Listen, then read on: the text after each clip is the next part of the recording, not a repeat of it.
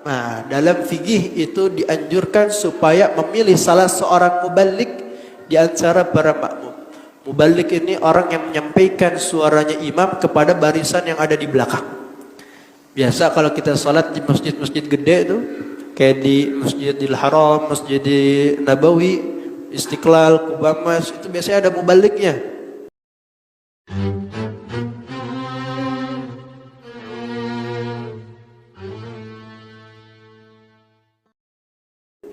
Imam takbir, Allahu Akbar.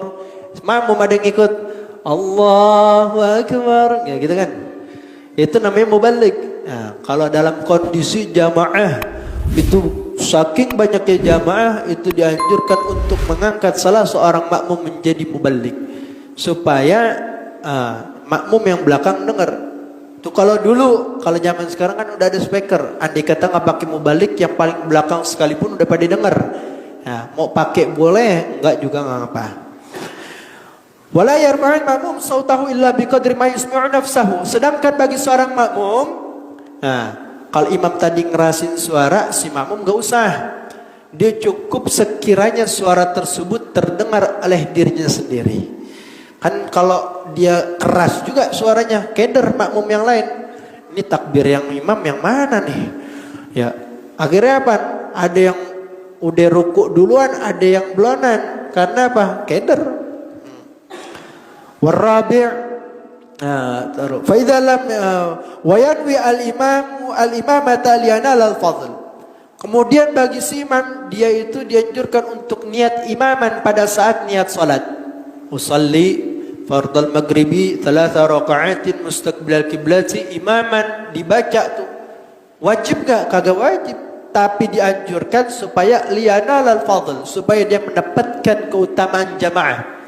Sekalipun dia mendapatkan pahala jamaah ketika dia tidak niat imaman sekalipun, tapi kalau andai kata ada orang yang ngikutin, dia itu dapat pahala jamaah. Itu bagi imam.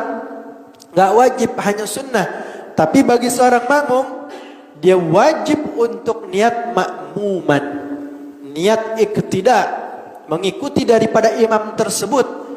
Usalli fardhu maghribi 3 raka'atin ma'muman lillahi ta'ala. Andai kata itu si makmum kagak niat makmuman, maka dia kagak mendapatkan pahala jamaah.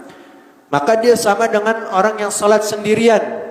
Nah, andai kata dia mengikuti gerakan imam dari awal sampai akhir, sampai salam tanpa niat makmuman, maka batal salat orang tersebut. Kenapa?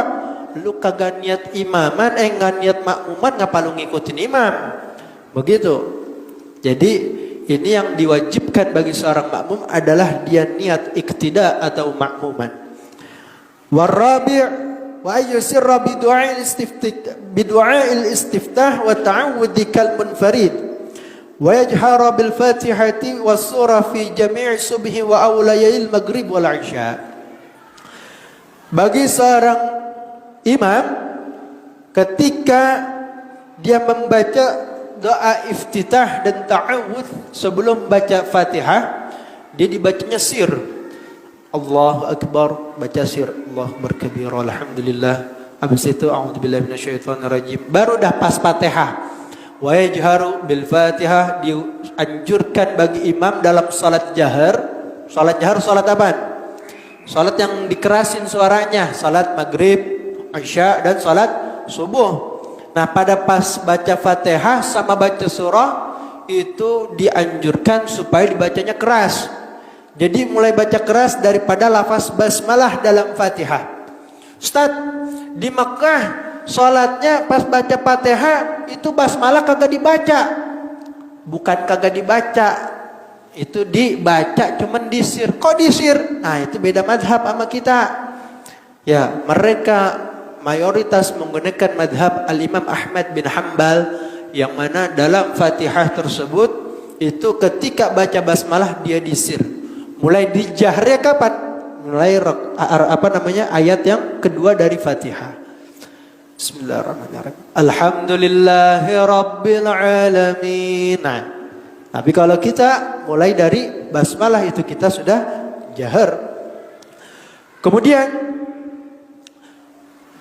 wa yajharu biqaulihi amin fil jahriyah wa kadzalika al ma'mum. Dan ketika imam mengucapkan ucapan amin itu dibacanya jahar, begitu juga seorang makmum yang ada di belakang. Wa yuqarrinu al ma'mum ta'minahu bi ta'minil imami ma'inda ta'kiban lah. Si makmum baca amin tersebut itu dibarengi dengan bacaan aminnya imam. Waladdallin, amin, itu serentak antara makmum dengan imam. Nah, tapi kalau seandainya makmum telat, gimana Ustaz? Sah salatnya? Ya, dia tapi bagi si makmum dianjurkan untuk membarengi bacaan amin tersebut sesuai dengan bacaan aminnya si imam. Walaysa fi salati mawdi'un yustahabbu ay yaktarina fihi qaulul ma'mum bi qaulil imam illa fi qaulihi amin. Karena dalam salat ini enggak ada ucapan yang diucapkan oleh makmum yang berbarengan dengan imam kecuali hanya pada ucapan amin. Lagi takbir duluan si imam baru makmum. Ya kan? Baca Fatihah duluan imam baru makmum. Tapi cuman dalam lafaz amin itu si makmum dianjurkan untuk membarengi bacaannya dengan bacaan imam. Wal khamis wa ayaskuta al-imam saktah latifah fi sirriyah akibal Fatihah liyatuba ilaihi nafsah. Nah, kemudian bagi si imam setelah waladhdallin amin, dia dianjurkan supaya berhenti sejenak sebentar. Nah, supaya apa? Kita sebagai imam beri kesempatan makmum untuk nyempetin baca surat Fatihah. Kadang imam kagak ngerti, apalagi di waktu imam bacanya surat yang biasa jadi gacauan kita tuh. Gacauan kita kalau dalam sholat surat apaan? Qul hu ama Inna ataina, itu paling pendek udah 3 ayat doangan. Kita bacanya 3 ayat sebagai imam, makmum baca Fatihah 7 ayat. Kagak sinkron waktunya. Ya akhirnya kagak kekejar itu bacaan Fatihahnya si makmum dengan bacaan surahnya si imam.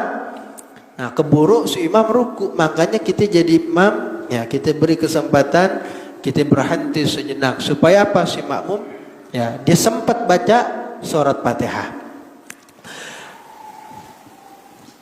Wa yaqra'u al-ma'mum al-Fatihah fil jahriyah fi hadhihi as-saktah liyatamakkana min al-istima' 'inda qira'ati al-imam. Nah, kemudian pada saat itu si makmum masuk isya.